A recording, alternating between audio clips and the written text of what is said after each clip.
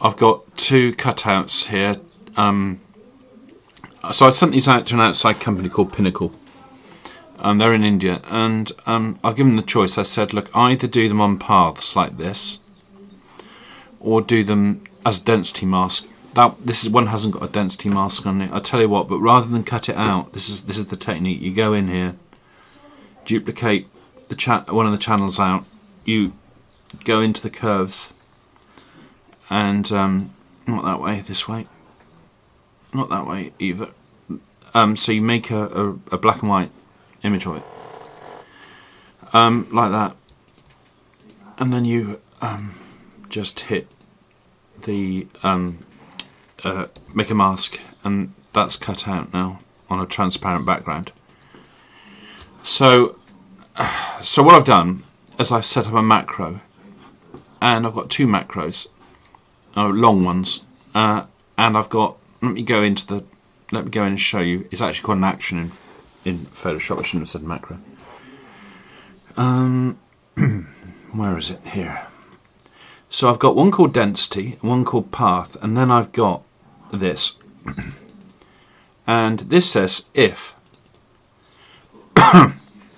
it has a pixel mask, which the density layer does have, then play the action density, or else play path shadow.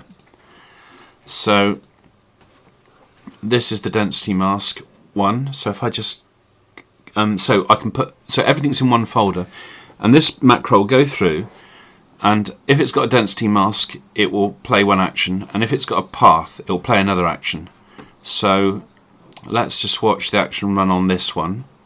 Okay, let's see whether I've set this up right. Density, let's try it. Okay, so there you go. So now it has a drop shadow on it, and what I would tend to do then is just to offset the shadow and delete some of it. Delete some of the shadow like this for those ones. So that's the mask for that. Now this one is the one that actually that density mask wasn't that good. But this one here, for instance, the little conditional if here will be if it's got a path, or if it hasn't got a pixel mask, run this. Now this is quite a long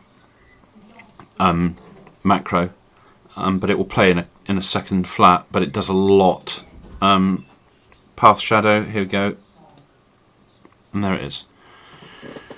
All set up with the swatch around the right way, a brush tool, and a mask here, which is highlighted, so I can go into there and just brush out the shadow.